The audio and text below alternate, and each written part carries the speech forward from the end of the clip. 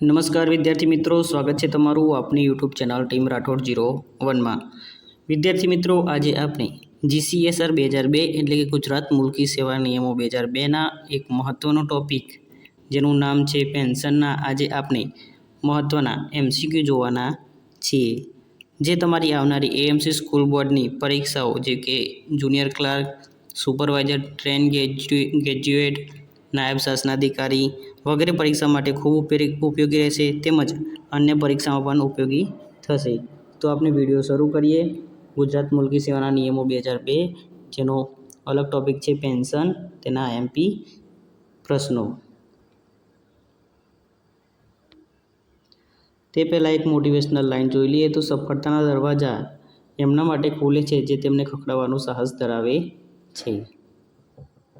તો સફળતા માટે વિદ્યાર્થી મિત્રો તમારે મહેનત કરતા જ રહેવું પડશે, ત્યારે દરવાજા ખુલે છે। તો આપણે પ્રશ્નો શરૂ કરીએ। પહેલો પ્રશ્ન આવી જ ગયો છે। પહેલો પ્રશ્ન છે વર્ગ 4ના કિસ્સામાં નિવૃત્તિ વય મર્યાદા કેટલી નક્કી કરવામાં આવી છે? વર્ગ 4માં તમે નોકરી લાગો તો તમારી નિવૃત્તિ વય મર્યાદા કેટલી હશે? તો વર્ગ 4ની તમારી નિવૃત્તિ વય મર્યાદા A 58 વર્ષ, B 62 વર્ષ, C 60 વર્ષ કે D 65 વર્ષ? તો સાચો જવાબ તમારો 60 વર્ષ આવશે। વર્ગ 4ની તમારી નોકરી લાગી તો તમારે 60 વર્ષ પછી તમે નિવૃત્ત થઈ શકો છો। નેક્સ્ટ પ્રશ્ન છે વર્ગ 4 સિવાયના કિસ્સામાં નિવૃત્તિ વય મર્યાદા કેટલી છે? આમાં પૂછ્યું છે વર્ગ 4 સિવાયના કિસ્સામાં નિવૃત્તિ વય મર્યાદા કેટલી છે? તો વર્ગ 4 સિવાયના કિસ્સામાં નિવૃત્તિ વય મર્યાદા કેટલી છે? A 58 વર્ષ, B 62 વર્ષ, C 60 વર્ષ, D 65 વર્ષ? આમાં 60 વર્ષ તો હવે જ નહીં, કેમ કે વર્ગ 4 સિવાયના કિસ્સામાં પૂછ્યું છે અને આગળના પ્રશ્નમાં આપણે જોઈ ગયા છે કે વર્ગ 4માં 60 વર્ષ આવે। આમાં વર્ગ 4 સિવાયના કિસ્સામાં પૂછ્યું છે તો 58 વર્ષ આવશે। એ ઓપ્શન તમારો સાચો રહેશે। 65 વર્ષ અને 62 વર્ષ જે હાઈકોર્ટના જજ અને સુપ્રીમ કોર્ટના જજ હોય તેમની 62 વર્ષ અને 65 વર્ષની વય મર્યાદા હોય છે, પરંતુ વર્ગ 4 સિવાય એટલે કે વર્ગ 3, વર્ગ 2માં તમારી મિનિમમ વય મર્યાદા 58 વર્ષ હોય છે। ત્રીજો પ્રશ્ન જોઈએ। એક કર્મચારીની જન્મ તારીખ 4/12/1958 છે તો તેની નિવૃત્તિની તારીખ કઈ ગણાશે? આમાં એક સામાન્ય કર્મચારીની જન્મ તારીખ તમને આપી છે જે 4/12/1958 છે, તો તેમની નિવૃત્તિની તારીખ તમારે બતાવવાની છે। તો સામાન્ય કર્મચારીની પૂછી છે તો આપણે 58 વર્ષ ઉમેરવાની છે, બરાબર? તો 1958માં આપણે 58 વર્ષ ઉમેરવાના છે, તો 2016 જવાબ આવશે। પરંતુ એક વિદ્યાર્થી મિત્રો આ વાત યાદ રાખી લેજો, જો તમારે જોઈનિંગ ડેટ એટલે કે તમારી જન્મ તારીખ ગમે તે મહિનામાં હોય, આમાં કોઈની જન્મ તારીખ 4/12 આપેલી છે તો તમારી નિવૃત્તિની તારીખ 12મા મહિનામાં જ થશે, પરંતુ 12મા મહિનાનો જે આખર દિવસ હશે, આખર તારીખે તમારી નિવૃત્તિ થશે। તો તમારી 4/12 તમારી નિવૃત્તિ નહીં થાય, પરંતુ 31/12 તમારી નિવૃત્તિ થશે, બરાબર? તો એ ઓપ્શન 31/12/2016, બી ઓપ્શન છે 4/12/2016, સી ઓપ્શન છે 13/12/2016 અને ડી ઓપ્શન છે 1/11/2016। તો તમારો સાચો જવાબ એ થશે 31/12/2016। યાદ રાખજો વિદ્યાર્થી મિત્રો કે તમારી જે જન્મ તારીખ હોય જે મહિનામાં તે મહિનાની આખર તારીખે તમારી નિવૃત્તિ થશે। કોઈની જન્મ તારીખ 15/4/1958 છે, અથવા વિચારી લો કે 15 તારીખ અને ચોથો મહિનો છે, યર કોઈ પણ હોય, બરાબર? તો તેની નિવૃત્તિની તારીખ આપણે 15/4 કીધી તો તે ચોથા મહિનાની તેની નિવૃત્તિની તારીખ 31 તારીખ અથવા તો 30 તારીખ આવતી હોય, અથવા તો 31 તારીખ આવતી હોય, તો તે મહિનાની આખર તારીખે તેની નિવૃત્તિ થશે, તે 15 તારીખે નિવૃત્ત નહીં થઈ જાય। આગળનો પ્રશ્ન જોઈએ। ચોથો પ્રશ્ન છે દિનેશભાઈ વર્ગ 4ના કર્મચારી છે। આમાં તમને પ્રોપર પૂછવામાં આવ્યું છે કે જે દિનેશભાઈ છે તે વર્ગ 4ના કર્મચારી છે, તેમની જન્મ તારીખ 8/10/1960 છે, તો તેમની નિવૃત્તિની તારીખ કઈ હશે? વિદ્યાર્થી મિત્રો, દિનેશભાઈ વર્ગ 4ના કર્મચારી છે। આપણે પહેલા પ્રશ્નમાં જોઈએ કે વર્ગ 4ના કિસ્સામાં નિવૃત્તિ વય મર્યાદા કેટલી હોય છે? તો 60 વર્ષ। તો 1960માં તમે 60 વર્ષ ઉમેરશો તો 2020 થશે, બરાબર. 60 છે, 60 ઉમેરવાના છે તો 120 એટલે કે 2020 થશે. અને 8/10 એ તેમની જન્મ તારીખ છે, તો તેમ 10મા મહિનામાં તો નિવૃત્ત થશે, પણ કઈ તારીખે? તો 10મા મહિનાની જે આખર તારીખ હોય 30 હોય અથવા તો 31 હોય અથવા તો 28 તારીખ હોય, તો જે મહિનાની આખર તારીખે તે નિવૃત્ત થશે, તો 10મા મહિનાની આખર તારીખે તે નિવૃત્ત થશે. તો એ ઓપ્શન જોઈએ આપણે. એ ઓપ્શન છે 31/10/2020, બી ઓપ્શન છે 8/10/2020, સી છે 7/10/2020, ડી છે 31/9/2020. તો સાચો તમારો જવાબ થશે 31/10/2020. વિદ્યાર્થી મિત્રો, આમાં તમને ખબર પડી ગઈ હશે. તમને કોઈ પણ એક્ઝામ્પલ આપે તો તમને ગણતા આવડવું જોઈએ. વર્ગ 4 પૂછ્યું હોય તો 60 વર્ષ અને સામાન્ય પૂછ્યું હોય તો 58 વર્ષ ઉમેરવાના છે. પરંતુ જે તમારે મહિનો યાદ રાખવાનો, મહિનાની આખર તારીખે જ નિવૃત્તિ થાય, એટલું મગજમાં ગાંઠ વાળી દેજો કે કોઈ પણ કર્મચારી હોય, કોઈ પણ જન્મ તારીખ આપી હોય, કોઈ પણ વર્ષ આપ્યું હોય, તે મહિનાની આખર તારીખે તેની નિવૃત્તિ થશે. આ ઓપ્શનમાં તમે જોઈ લો તો એક જ છે, બે આખર તારીખ આપેલી છે, એક તો 31/10 છે અને 31/9 છે. બે ઓપ્શન તો બી અને સી એમને જ નીકળી ગયા. 31/10 તમને વિચારો, તમે જન્મ તારીખ જોઈ લો કે 8/10 છે, 8/10/1960 છે. 8મા મહિનાની 10 તારીખે તેમની જન્મ તારીખ છે, તો તે જ મહિનામાં રિટાયર થશે, તો 31/10 તે રિટાયર થશે. 9મો મહિનો તો આવે નહીં. 5મો પ્રશ્ન જોઈએ. કઈ તારીખ કે ત્યારબાદ નિમાયેલા કર્મચારીઓને પેન્શન યોજના લાગુ પડતી નથી? 5મો પ્રશ્ન વિદ્યાર્થી મિત્રો ધ્યાનથી જોજો. 5મા પ્રશ્નમાં તમને પૂછ્યું છે કે કઈ તારીખ કે ત્યારબાદ નિમાયેલા કર્મચારીઓને પેન્શન યોજના લાગુ પડતી નથી? એ ઓપ્શન છે 1/4/2004, બી ઓપ્શન છે 1/4/2006, સી ઓપ્શન છે 1/4/2005 અને ડી ઓપ્શન છે 1/1/2006. તો કઈ તારીખ બાદ નિમાયેલા કર્મચારીઓને પેન્શન યોજના લાગુ પડતી નથી? તો તમારો સી ઓપ્શન છે 1/4/2005. 1/4/2005ના રોજ નિમાયેલા કર્મચારીઓને પેન્શન યોજના લાગુ પડતી નથી. 1/4 પહેલાં જે કર્મચારીઓ સરકારી નોકરીમાં જોડાયા હોય તેમને લાગુ પડે છે, પરંતુ 1/4/2000 પછીથી જોડાયેલા કર્મચારીઓને આ પેન્શન યોજના લાગુ પડતી નથી, જે સરકારે બંધ કરી દીધી છે. આગળનો પ્રશ્ન, 6થો પ્રશ્ન જોઈએ તો પેન્શનના હેતુ માટે પગાર એટલે શું? પેન્શનના હેતુ માટે પગાર એટલે શું? એ પેન્શન પાત્ર પગાર, બી મૂળ પગાર અને મોંઘવારી, સી મૂળ પગાર, ડી એક પણ નહીં. તો આમાં સાચો જવાબ થશે પેન્શન પાત્ર પગાર એ પેન્શનના હેતુ માટે પગાર છે. શું જવાબ આવશે? પેન્શન પાત્ર પગાર. 7મો પ્રશ્ન જોઈએ. ગ્રેજ્યુટીની રકમ માટે શું ધ્યાને લેવાય છે? ગ્રેજ્યુટીની રકમ માટે શું ધ્યાને લેવાય છે? તો ગ્રેજ્યુટીની રકમ માટે ઓપ્શન જોઈએ. એ પેન્શન પાત્ર પગાર, બી છેલ્લે મેળવેલ પગાર અને મોંઘવારી, પેન્શન પાત્ર પગાર અને મોંઘવારી, કે ડી છેલ્લે મેળવેલ પગાર. તો તમારો સાચો જવાબ આવશે બી. ગ્રેજ્યુટીની રકમ માટે શું ધ્યાને લેવાય છે? તો છેલ્લે મેળવેલ પગાર અને જે તમને મોંઘવારી ભથ્થું મળતું હોય તે ધ્યાને લેવાય છે. 8મો પ્રશ્ન છે. નવી પેન્શન યોજના ક્યારે અમલમાં આવી? આગળ આપણે પ્રશ્ન જોઈ ગયા છે વિદ્યાર્થી મિત્રો. નવી પેન્શન યોજના ક્યારે અમલમાં આવી? એ ઓપ્શન છે 1/4/2004, બી ઓપ્શન છે 1/4/2006, સી ઓપ્શન છે 1/4/2005 અને ડી ઓપ્શન છે 1/1/2006. તો સાચો જવાબ આવશે 1/4/2005થી નવી પેન્શન યોજના અમલમાં આવી છે.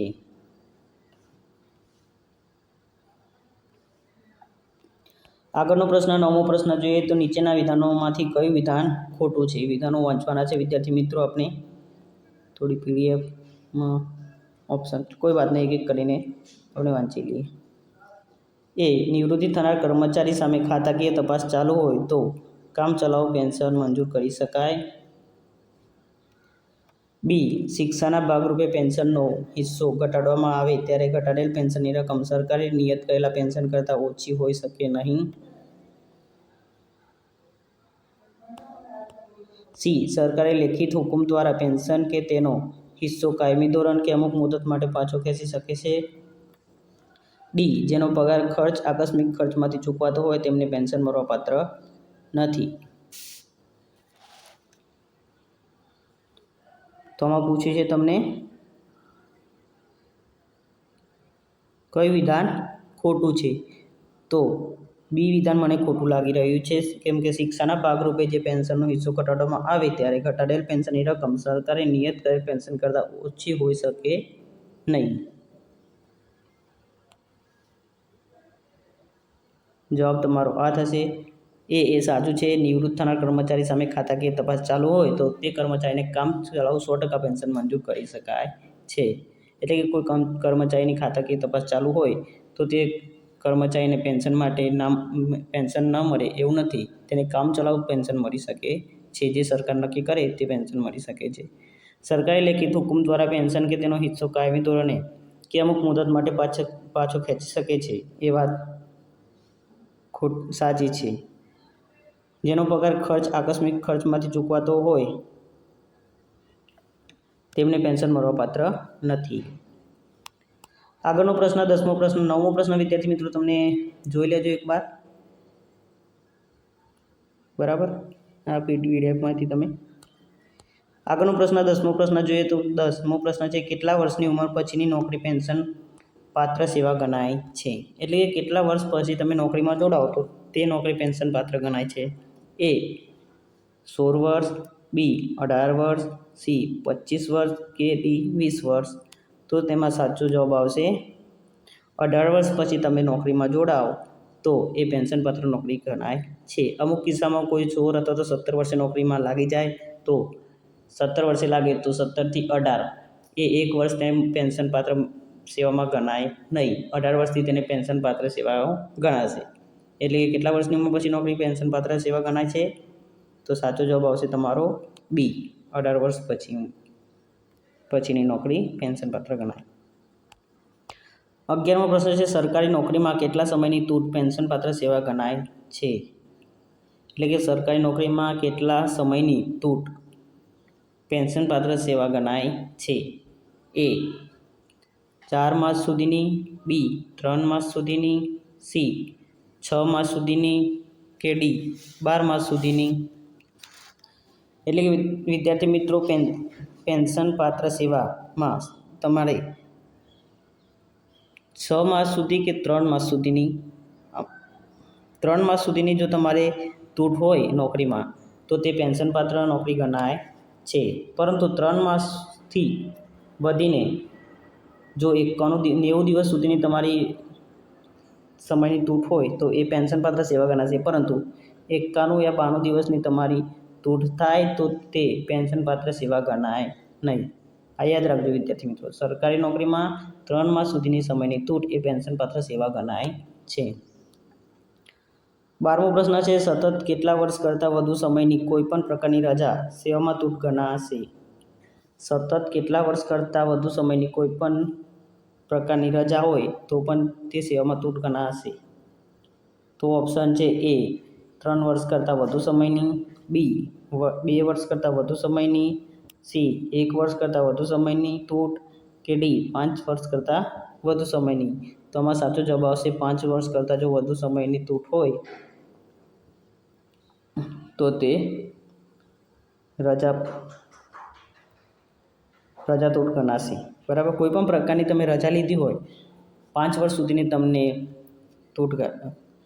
સેવામાં તૂટ ગણાશે. બરાબર, 5 વર્ષ કરતાં જો વધુ સમયની તૂટ હોય તો એ કોઈ પણ પ્રકારની રજા સેવામાં તૂટ ગણાશે. 13મો પ્રશ્ન છે નીચેનામાંથી શાનો સમાવેશ પેન્શન પાત્ર પગારમાં થતો નથી? એ મૂળ પગાર, બી સ્થગિત ઇજાફા, સી ખાસ પગાર અને ડી છે નો પ્રેક્ટિસ અલાઉન્સ. તો 13મો પ્રશ્ન છે તેમાં સાચો જવાબ થશે ખાસ પગાર. એટલે કે ખાસ પગાર એ પેન્શન પગારમાં સમાવેશ થતો નથી. બાકીના જે મૂળ પગાર છે, સ્થગિત ઇજાફા છે, પ્રેક્ટિસ અલાઉન્સ છે, આ બધાનો સમાવેશ થાય છે. પરંતુ ખાસ પગારનો સમાવેશ એ પેન્શન પાત્ર પગારમાં થતો નથી. તો સાચો જવાબ તમારો સી થશે. 14મો પ્રશ્ન છે 58 કે 60 વર્ષની ઉંમરે નિવૃત્ત થતા કર્મચારીને આપવામાં આવતું પેન્શન કયું પેન્શન ગણાય? 58 કે 60 વર્ષની ઉંમરે જે કર્મચારીને આપવામાં આવતું પેન્શન એ કયું પેન્શન ગણાય? એ વળતર પેન્શન, બી કુટુંબ પેન્શન, સી વય નિવૃત્તિ પેન્શન કે ડી નિવૃત્તિ પેન્શન? તો 58 કે 60 વર્ષે તો કઈ પેન્શન મળે? તમારો સાચો જવાબ આવશે સી વય નિવૃત્તિ પેન્શન મળશે તમને.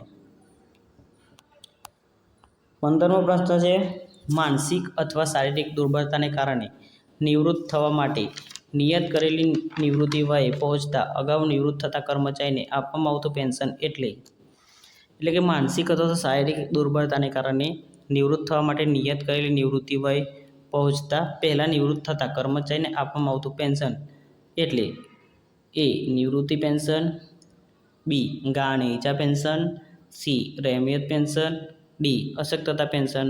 તો વિદ્યાર્થી મિત્રો આમાં તમારો જવાબ થશે અશક્તતા પેન્શન, કેમ કે તે માનસિક અથવા તો શારીરિક રીતે દુર્બળતાને કારણે તેમને જે નિવૃત્તિ વર્ષ છે 58 અથવા 60 તે પહેલાં તેમને નિવૃત્ત કરવા હોય અને તેમને પેન્શન આપવું હોય તો તે પેન્શનને અશક્તતા પેન્શન કહેવામાં આવે છે.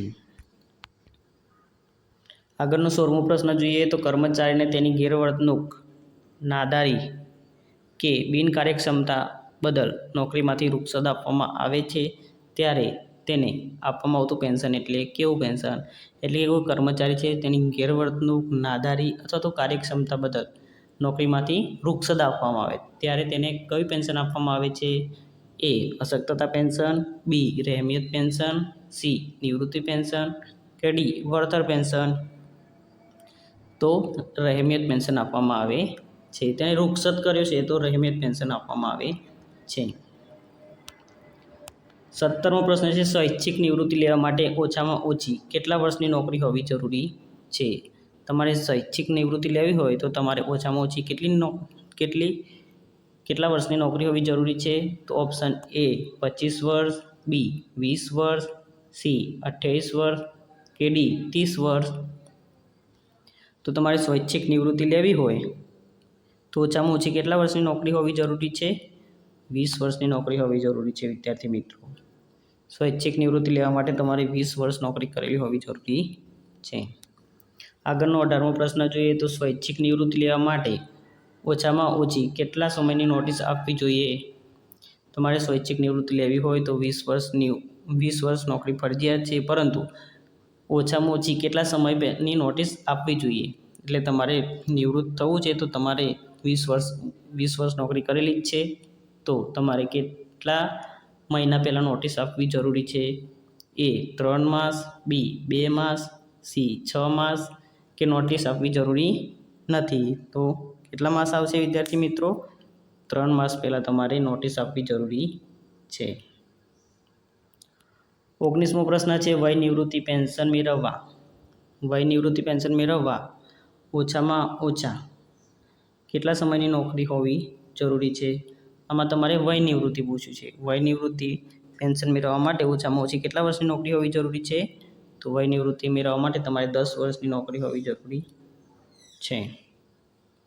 એટલે કે તમે કોઈ 60 વર્ષની નોકરી લાગ્યું અને 50 વર્ષની નોકરી લાગી હોય તો તેને 10 વર્ષની નોકરી હોવી જરૂરી છે તો તેને નિવૃત્તિ પેન્શન મળે. જો તેમાં ખૂટતા હોય તો તેમને વય નિવૃત્તિ પેન્શન મળે નહીં. 20મો પ્રશ્ન છે પેન્શન માટે મહત્તમ કેટલા વર્ષની નોકરી ધ્યાને લેવાય છે? પેન્શન માટે મહત્તમ કેટલા વર્ષની નોકરી ધ્યાને લેવાય છે? એ 30 વર્ષ, બી 20 વર્ષ, સી 33 વર્ષ કે ડી 10 વર્ષ? તો પેન્શન માટે મહત્તમ તમારે 33 વર્ષની નોકરી ધ્યાને લેવાય છે. તમારો સી ઓપ્શન એ સાચો રહેશે. 21મો પ્રશ્ન છે અશક્તતા પેન્શન માટે ઓછામાં ઓછી કેટલા વર્ષની નોકરી ધ્યાને લેવાય છે? અશક્તતા પેન્શન માટે ઓછામાં ઓછી કેટલા વર્ષની નોકરી ધ્યાને લેવાય છે? એ 10 વર્ષ, બી 20 વર્ષ, સી 30 વર્ષ, ડી 33 વર્ષ? તો અશક્તતા પેન્શન મેળવવા માટે ઓછામાં ઓછી તમારે 10 વર્ષની નોકરી ધ્યાને લેવાય છે. 22મો પ્રશ્ન છે નોકરી માટે અશક્ત જાહેર કરવામાં આવ્યો હોય તેવા કર્મચારીને ફરજ પરથી છૂટા કરવાની વ્યવસ્થા માટેનો સમયગાળો તબીબી પ્રમાણપત્રની તારીખથી કેટલા દિવસ કરતાં વધુ ન થવો જોઈએ? એ 7 દિવસ, બી 5 દિવસ, સી 10 દિવસ, ડી 3 દિવસ? તો સાચો જવાબ આવશે 7 દિવસ.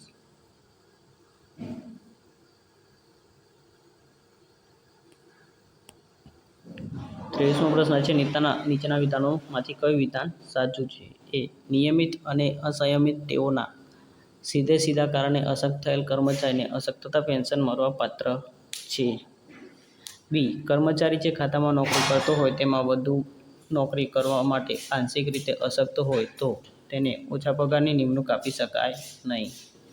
સી. કર્મચારીને કોઈપણ પ્રકારની વધુ નોકરી માટે અશક્ત જાહેર કરવામાં આવ્યા હોય ત્યારે તેમને ફરજ પરથી છૂટા કરવાનો સમયગાળો તબીબી પ્રમાણપત્રની તારીખથી 10 દિવસ કરતાં વધુ ન થવો જોઈએ. કે ડી. તમામ સાચા છે. તો મિત્રો આમાં પૂછ્યું છે કયું વિધાન સાચું છે, બરાબર? તો સાચું વિધાન થશે તમારું નિયમિત અને એ ઓપ્શન છે નિયમિત અને અસંયમિત તેઓના સીધા કારણે અશક્ત કર્મચારીને અશક્તતા પેન્શન મળવાપાત્ર છે. બી. કર્મચારી જે ખાતામાં નોકરી કરતો હોય તેમાં વધુ નોકરી કરવા માટે આંશિક રીતે અશક્ત હોય તો તેને ઓછા પગારની નિમણૂક આપી શકાય નહીં. તો વિદ્યાર્થી મિત્રો તમારો એ ઓપ્શન એ સાચો રહેશે. આ જે સી છે કર્મચારીને કોઈપણ પ્રકારની વધુ નોકરી માટે અશક્ત જાહેર કરવામાં આવ્યા હોય ત્યારે તેમને ફરજ ઉપરથી છૂટા કરવાનો સમયગાળો તબીબી પ્રમાણપત્રની તારીખથી 10 દિવસ ના આવે પરંતુ 7 દિવસ આવે. 7 દિવસ કરતાં વધુ ન હોવો જોઈએ, જે આપણે આગળના 22મા પ્રશ્નમાં જોઈ ગયા છે. 24મો પ્રશ્ન છે કાયમી જગા નાબૂદ થવાથી કે તે જગાની ફરજોના પ્રકાર બદલાવાથી કર્મચારીને નોકરીમાંથી છૂટા કરવા માટે પસંદ કરવામાં આવે ત્યારે તેમને નીચેનામાંથી કયું પેન્શન મળવાપાત્ર છે? એટલે કે કોઈ કર્મચારી છે જે અત્યારે હાલમાં સમજી લો કે ડૉક્ટર તરીકે કાર્યરત છે સરકારી નોકરીમાં, પરંતુ હવે તે જગાની ફરજો બદલાવવામાં આવી છે અથવા તો તે ડૉક્ટરનું પદ નાબૂદ કરવામાં આવ્યું છે, તો તે કર્મચારીને કયું પેન્શન મળવાપાત્ર થશે? એ. વળતર પેન્શન. બી. નિવૃત્તિ પેન્શન. સી. અશક્તતા પેન્શન. ડી. ગા અને ઈજા પેન્શન. તો કયું પેન્શન મળવાપાત્ર છે? તેને વળતર પેન્શન મળવાપાત્ર છે. તેની નોકરી પૂર્ણ થઈ છે, એટલે કે તેને છૂટું કરી દીધું છે. કેમ છૂટું કર્યું છે? કે તે જગા નાબૂદ થઈ છે અથવા તો તેની જગામાં કંઈક પ્રકાર બદલાવી દીધો છે, તો તે કર્મચારીને છૂટો કર્યો છે, તેને વળતર પેન્શન સરકાર આપશે ઘરે બેઠા. નિવૃત્તિ પેન્શન તો તમને ખબર જ છે. અશક્તતા પેન્શન પણ તમને ખબર છે. ગા અને ઈજા પેન્શન એ તમને ગા અથવા તો તમે ચાલુ નોકરી કંઈક તમને વાગ્યું હોય અથવા તો તમને કંઈક એક્સિડન્ટ થયું હોય તો તમને ગા અને ઈજા પેન્શન મળે છે. તો આમાં 24માં સાચો જવાબ આવશે વળતર પેન્શન. 25મો પ્રશ્ન છે કયા કર્મચારીને રહેમિયત પેન્શન મંજૂર કરી શકાય નહીં? એટલે કે કયા કર્મચારીને રહેમિયત પેન્શન મંજૂર કરી શકાય નહીં? એ. કાયમી કર્મચારીને. બી. હંગામી કર્મચારીને. સી. બરતરફ કરાયેલા કર્મચારીને. કે ડી. રૂખસત કરાયેલા કર્મચારીને. તો રહેમિયત પેન્શન કોને મંજૂર કરી શકાય નહીં? તો જે કર્મચારીને બરતરફ કરે હોય તે કર્મચારીને રહેમિયત પેન્શન મળી શકે નહીં. બરતરફ કરવું એટલે મિત્રો ડિસમિસ કરવું. તમને ઓપ્શનમાં મેં લખી આપ્યું છે, ઇંગ્લિશ શબ્દ છે બરતરફનું, ઇંગ્લિશ છે ડિસમિસ કરવું. અને રૂખસત કરવું એટલે રિમૂવ કરવું. રૂખસત સરકાર કરે તો રિમૂવ કરે, તેને ફરીથી નોકરી મળી શકે છે, પરંતુ બરતરફ એટલે કે ડિસમિસ કરે તો તેને ફરીથી નોકરી મળી શકતી નથી, તો તેને રહેમિયત પેન્શન મળી શકે નહીં. રહેમિયત પેન્શન કોને મળી શકે? તો કાયમી કર્મચારીને મળે, હંગામી કર્મચારીને મળે અથવા તો રૂખસત કરાયેલ કર્મચારીને પણ રહેમિયત પેન્શન મળે, પરંતુ ડિસમિસ કરાયેલ કર્મચારીને રહેમિયત પેન્શન મળી શકે નહીં. 26મો પ્રશ્ન છે કર્મચારીની નાદારી, બિનકાર્યક્ષમતા કે ગેરવર્તણૂકને કારણે સરકારી નોકરીમાંથી રૂખસત આપવામાં આવી હોય ત્યારે કયું પેન્શન મંજૂર કરી શકાય? એ. અશક્તતા પેન્શન. બી. વળતર પેન્શન. સી. રહેમિયત પેન્શન. ડી. નિવૃત્તિ પેન્શન. તો કર્મચારીને નાદારી, બિનકાર્યક્ષમતા અથવા તો ગેરવર્તણૂકના કારણે જો તેને સરકારી નોકરીમાંથી રિમૂવ કરવામાં આવ્યો હોય તો કયું પેન્શન મળી શકાય? આગળ જ વાત થઈ છે વિદ્યાર્થી મિત્રો, તો તેને ઓપ્શન સી તમારો સાચો જવાબ બનશે. રહેમિયત પેન્શન મંજૂર કરી શકાય છે. વળતર પેન્શન તો તમને ક્યારેય મંજૂર કરી શકાય? તમે જે હોદ્દા પર નોકરી કરો છો તે હોદ્દો નાબૂદ થયો છે અથવા તો તે બંધ કરવામાં આવે છે તો તમને ઘરે બેઠા વળતર પેન્શન મળે. નિવૃત્તિ પેન્શન તો તમને નિવૃત્તિ બાદ મળે. અશક્તતા પેન્શન એટલે કે તમે એ કામ કરવા માટે અશક્ત છો તો તમને અશક્તતા પેન્શન મળે. પરંતુ આમાં તમને કીધું છે કે તમને રૂક્ષદ આપવામાં આવી છે તમારી ગેરવર્તણૂકના કારણે, તો તમારી બિનકાર્યક્ષમતાને કારણે તમને રિમૂવ કરવામાં આવે છે તો તમને રહેમિયત પેન્શન મળી શકે છે. 27મો પ્રશ્ન છે, કયા પેન્શન માટે નોકરીની કોઈ મર્યાદા નથી? કયા પેન્શન માટે નોકરીની કોઈ મર્યાદા નથી? ઓપ્શન એ છે અશક્તતા પેન્શન, બી છે નિવૃત્તિ પેન્શન, સી છે કુટુંબ પેન્શન કે ડી છે વળતર પેન્શન. તો વિદ્યાર્થી મિત્રો આમાં સાચો જવાબ આવશે કે કુટુંબ પેન્શન માટે તમારે કોઈ નોકરીની મર્યાદા જરૂરી નથી. બાકી બધામાં મર્યાદા છે, પરંતુ કુટુંબ પેન્શન માટે કોઈ મર્યાદા જરૂરી નથી. તમે આજે નોકરી આવ્યા ને તમને ચાલુ નોકરી આજે કંઈક થઈ ગયું છે તો તમને આજ જે તમારો જે પગાર છે તેની અડધી રકમ તમને તમારા કુટુંબને મળવાપાત્ર રહેશે. બરાબર? તો કુટુંબ પેન્શનમાં કોઈ મર્યાદા નથી. 28મો પ્રશ્ન જોઈએ તો નિવૃત્ત થતા કર્મચારીને કેટલું પેન્શન મળવાપાત્ર છે? નિવૃત્ત થતા કર્મચારીને કેટલું પેન્શન મળવાપાત્ર છે? એ છેલ્લા પગારના 60%, બી છેલ્લા પગારના 30%, સી પેન્શનપાત્ર પગારના 50% કે ડી છેલ્લા પગારના 100%. તો કોઈ કર્મચારી નિવૃત્ત થાય છે તો તેને કેટલું પેન્શન મળવાપાત્ર થાય છે? તો પેન્શનપાત્ર પગારના 50% પેન્શન તેને મળવાપાત્ર થશે. તો તમારું ઓપ્શન સી એ સાચો જવાબ રહેશે. 29મો પ્રશ્ન છે, મૃત્યુસર નિવૃત્તિ ગ્રેજ્યુટીની મહત્તમ કેટલી રકમ મળવાપાત્ર છે? મૃત્યુસર નિવૃત્તિ ગ્રેજ્યુટી પૂછ્યું છે વિદ્યાર્થી મિત્રો. કેવી? મૃત્યુસર નિવૃત્તિ ગ્રેજ્યુટી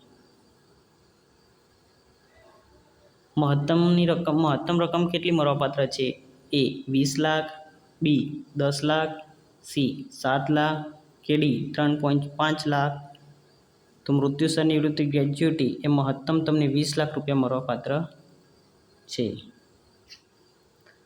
30મો પ્રશ્ન છે, મૃત્યુસર નિવૃત્તિ ગ્રેજ્યુટી મહત્તમ કેટલા પગાર મળવાપાત્ર છે? એટલે કે મૃત્યુસર નિવૃત્તિ ગ્રેજ્યુટી તમને મહત્તમ કેટલા પગાર મળવાપાત્ર છે? એ 10 પગાર, બી 12.5 પગાર, સી 16.5 પગાર, ડી 20 પગાર. તો તમારો સાચો જવાબ આવશે મહત્તમ ગ્રેજ્યુટી તમને 16.5 પગાર મળે છે, પરંતુ 20 લાખની મર્યાદામાં. જે ઓછું હશે તે તમને મળશે. બરાબર? નિવૃત્તિમાં ગ્રેજ્યુટીની રકમમાં વિદ્યાર્થી મિત્રો કેવું હોય છે કે તમને 20 લાખ રૂપિયા રોકડ મળે અથવા તો તમારા 16.5 પગારનું સરેરાશ કાઢીને તમને આપવામાં આવે છે. જે ઓછું હોય તે તમને મળે છે, પરંતુ 20 લાખની મર્યાદામાં. 31મો પ્રશ્ન છે, કર્મચારી ચાલુ નોકરીમાં અવસાન પામે અને તેની નોકરી 5 વર્ષથી વધુ પણ 11 વર્ષથી ઓછી હોય તો ગ્રેજ્યુટીની કેટલી મળવાપાત્ર છે? આગળના વિડીયોમાં મેં તમને સમજાવ્યું છે સારી રીતે, તો તમે આગળનો વિડીયો જોઈ લેજો. ના જોયો હોય તો વિદ્યાર્થી મિત્રો 31મો પ્રશ્ન બહુ સમજવા યોગ્ય છે. તો હું તમને ફરી એકવાર જણાવી દઉં કે કર્મચારી ચાલુ નોકરીમાં અવસાન પામે અને તેની નોકરી 5 વર્ષથી વધુ પરંતુ 11 વર્ષથી ઓછી હોય તો ગ્રેજ્યુટી કેટલી મળવાપાત્ર છે? ઓપ્શન એ છે 1 પગાર, ઓપ્શન બી છે 12 પગાર, ઓપ્શન સી છે 6 પગાર અને ડી છે 2 પગાર. તો સાચો જવાબ તમારો થશે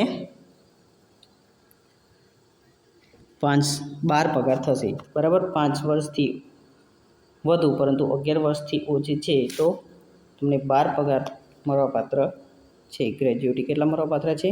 12 પગાર. વિદ્યાર્થી મિત્રો તમને 2 પગાર ક્યારે મળે? હું તમને સમજાવી દઉં. બરાબર? 2 પગાર તમને ક્યારે મળે?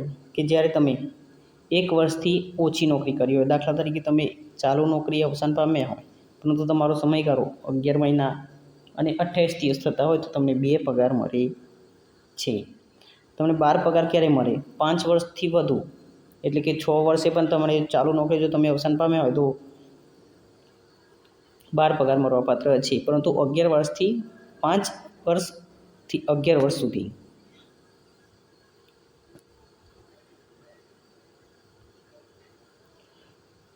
અને 1 વર્ષથી વધુ અને 5 વર્ષથી ઓછી, 1 વર્ષથી વધુ અને 5 વર્ષથી ઓછી તો તમને 6 પગાર મળવાપાત્ર છે. આગળનો પ્રશ્ન 32મો જોઈએ તો કોઈ કર્મચારી ચાલુ નોકરીમાં અવસાન પામે અને તેની નોકરી 1 વર્ષની થઈ હોય તો ગ્રેજ્યુટી કેટલી મળે? આગળ જ મેં તમને સમજાવ્યું છે વિદ્યાર્થી મિત્રો. તમારી નોકરી 1 જ વર્ષની થઈ છે તો તમને ગ્રેજ્યુટી કેટલા પગાર મળે? તો તમને 2 પગાર મળશે.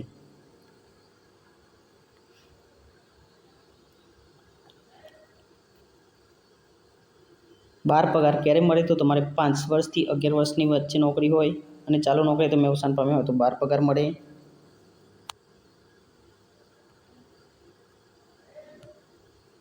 બાર પગાર મળે. 6 પગાર ક્યારે મળે? તો 1 વર્ષથી વધુ અને 5 વર્ષથી ઓછી તો તમને 6 પગાર મળે ગ્રેજ્યુટી, બરાબર. અને 2 પગાર ક્યારે મળે? તો 1 વર્ષ અથવા તો 1 વર્ષથી ઓછી નોકરી હોય તો 2 પગાર તમને મળે, ચાલુ નોકરી અવસાન પામ્યા હોય તો. 33મો પ્રશ્ન છે કર્મચારી ચાલુ નોકરી અવસાન પામે અને તેની નોકરી 18 વર્ષની હોય તો ગ્રેજ્યુટી કેટલી મળે? બોલો વિદ્યાર્થી મિત્રો, આ પ્રશ્નનો 33મા પ્રશ્નનો તમારે જવાબ મને કમેન્ટમાં જવાબ આપવાનો છે. હાલ જ મેં તમને સમજાવ્યું કે કર્મચારીની ચાલુ નોકરી અવસાન પામે અને તેની નોકરી 18 વર્ષની હોય તો કેટલી ગ્રેજ્યુટી મળે? આગળ મેં તમને સમજાવ્યું છે કે 1 વર્ષથી ઓછી હોય તો 2 પગાર, 1 વર્ષથી વધુ અને 5 વર્ષથી ઓછી હોય તો 6 પગાર, 12 વર્ષથી વધુ હોય તો 5 વર્ષથી 11 વર્ષ, 5 વર્ષથી વધુ અને 11 વર્ષથી ઓછી હોય તો 12 પગાર અને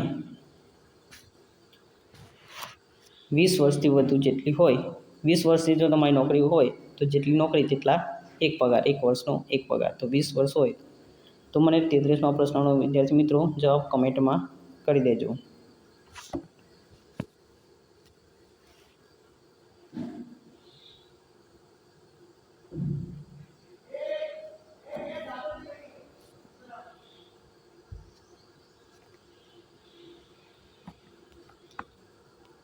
ચોત્રીસમો પ્રશ્ન છે નિવૃત્તિ બાદ કેટલા માસમાં ગ્રેજ્યુટીની રકમ ચૂકવાઈ ન હોય તો ગ્રેજ્યુટી વિલંબિત ચૂકવણી વ્યાજ સહિત ચૂકવવી પડે. એટલે કે તમે નિવૃત્ત થઈ ગયા છો પરંતુ તમને ગ્રેજ્યુટીની રકમ ચૂકવાઈ નથી સરકાર દ્વારા, તો કેટલા માસ પછી તો તમને ચૂકવવામાં આવે ગ્રેજ્યુટીની રકમ તો વ્યાજ સહિત ચૂકવણી મળે.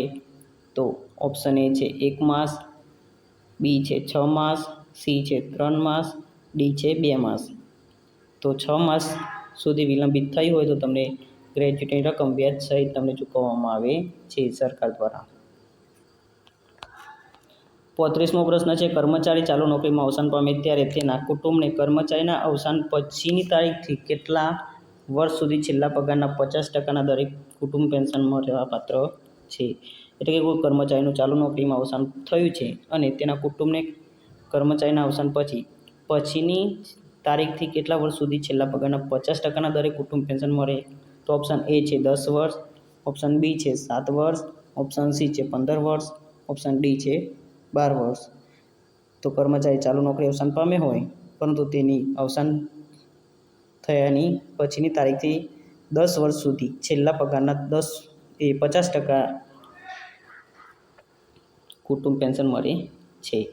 10 વર્ષ જવાબ આવશે વિદ્યાર્થી મિત્રો. 36મો પ્રશ્ન છે કુટુંબ પેન્શન ઓછામાં ઓછું કેટલા રૂપિયા મળવાપાત્ર છે? કુટુંબ પેન્શન ઓછામાં ઓછું કેટલા રૂપિયા મળવાપાત્ર છે? ઓપ્શન એ છે ₹1900, બી છે 1500, સી છે 3500 અને ડી છે 9000. તો હાલના પ્રમાણે જોવા જઈએ તો 9000 રૂપિયા તમને ઓછામાં ઓછું કુટુંબ પેન્શન મળવાપાત્ર છે. તો જવાબ આવશે તમારો ડી. પહેલાં 3500 હતું વિદ્યાર્થી મિત્રો, હવે 9000 થઈ ગયું છે. તો તમારો જો સાચો જવાબ આવશે એ ડી આવશે. 37મો પ્રશ્ન છે વિદ્યાર્થી મિત્રો 37મો પ્રશ્ન છે પેન્શનનું રોકડમાં મૂડીકૃત રૂપાંતરણ પેન્શનના કેટલા ટકા કહી શકાય છે? એટલે કે તમારે પેન્શન જે મળ્યું છે તેનું રોકડમાં તમારે મૂડીકૃત રૂપાંતરણ કરવું છે તો પેન્શનના કેટલા ટકા કરી શકાય? એ 50%, બી 40%, સી 60% કે ડી 30%, તો તમે 40% પેન્શનનું મૂડીકૃત રૂપાંતરણ કરી શકો છો. 38મો પ્રશ્ન છે, પેન્શનના મૂડીકૃત હિસ્સાનું પુનઃસ્થાપન કેટલા વર્ષ પછી થાય છે? એટલે પેન્શનના જે મૂડીકૃત હિસ્સાનું પુનઃસ્થાપન કેટલા વર્ષ પછી થાય છે? એ 10 વર્ષ, બી 15 વર્ષ, સી 12 વર્ષ ને ડી 5 વર્ષ. તો દર 15 વર્ષે તમારું પુનઃસ્થાપન થાય છે. પેન્શનના મૂડીકૃત હિસ્સાનું 15 વર્ષે પુનઃસ્થાપન થાય છે. તો સાચો જવાબ આવશે બી. 39મો પ્રશ્ન છે, નીચેનામાંથી કયા પેન્શનનું રૂપાંતરણ થઈ શકે નહીં? એ નિવૃત્તિ પેન્શન, બી ઘા અને ઈજા પેન્શન, બી રહેમિયત પેન્શન કે ડી કામચલાઉ પેન્શન. તો કયા પેન્શનનું રૂપાંતર થઈ શકે નહીં? તો કામચલાઉ પેન્શનનું તમે રૂપાંતરણ કરાવી શકો નહીં. 40મો પ્રશ્ન છે, એક કર્મચારીએ નિવૃત્તિની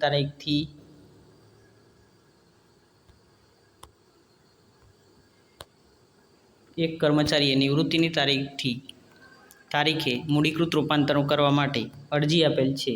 તેઓનું પેન્શન ₹42,000 નક્કી કરવામાં આવેલ છે. તો તે મહત્તમ કેટલા રૂપિયાનું રૂપાંતરણ કરાવી શકે? તો વિદ્યાર્થી મિત્રો, તમને હાલ જ મેં જણાવ્યું છે કે 40%નું રૂપાંતરણ તમે કરાવી શકો છો. તો 42,000ના 40% કેટલા થાય? તો આઈ થિંક 16,000 તમારો સાચો જવાબ આવશે. 16,000નું તમે રૂપાંતરણ કરાવી શકો છો. 42,000ના 40% એટલે 16,000. બરાબર વિદ્યાર્થી મિત્રો, તમને કોઈ પ્રશ્નમાં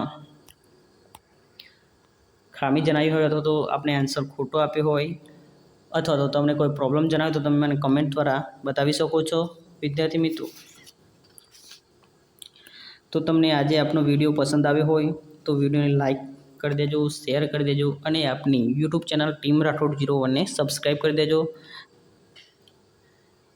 મિત્રો, તમે તમારો અભિપ્રાય મને કમેન્ટ બોક્સમાં જણાવી શકો છો અને આપના વોટ્સઅપ ગ્રુપની લિંક તમને ડિસ્ક્રિપ્શનમાં મળી રહેશે. તો તમારે જોડાવવું હોય તો તમે આપણા વોટ્સઅપ ગ્રુપમાં જોડાઈ શકો છો.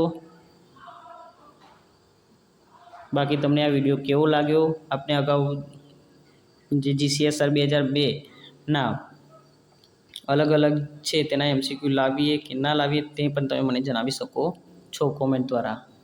તો વિદ્યાર્થી મિત્રો, આજે આપણે જોઈ ગયા છે પેન્શનના મહત્ત્વના IMP પ્રશ્નો. હવે નેક્સ્ટ વિડીયોમાં આપણે મળીએ. ત્યાં સુધી જોતા રહો આપણી યુટ્યુબ ચેનલ ટીમ રાઠોડ 01ને અને આગળના વિડીયો પણ તમે પૂરા કરી લેજો. વિદ્યાર્થી મિત્રો, તમારી જુનિયર ક્લાર્કની જે આપણી AMC સ્કૂલ બોર્ડ દ્વારા લેવામાં આવશે પરીક્ષા, તેમાં આપણા વિડીયો ખૂબ જ મહત્ત્વનો રોલ રહેશે. આપણા વિડીયોનો જે 30 માર્ક્સનું છે તે આપણે કન્ટેન્ટ કરાવીએ છીએ અને હવે આપણે GK પણ કરાવવાના છીએ અને કરંટ પણ અમુક 2-3 વિડીયો મેં મૂકી ચૂક્યા છે, તો તે પણ જોઈ લેજો.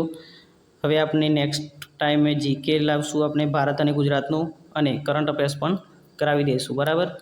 તો તમે ક્લાર્કનો આપણે સંપૂર્ણ સિલેબસ તૈયાર કરવાના છીએ યુટ્યુબ મારફતે. તો જય હિન્દ, જય ભારત.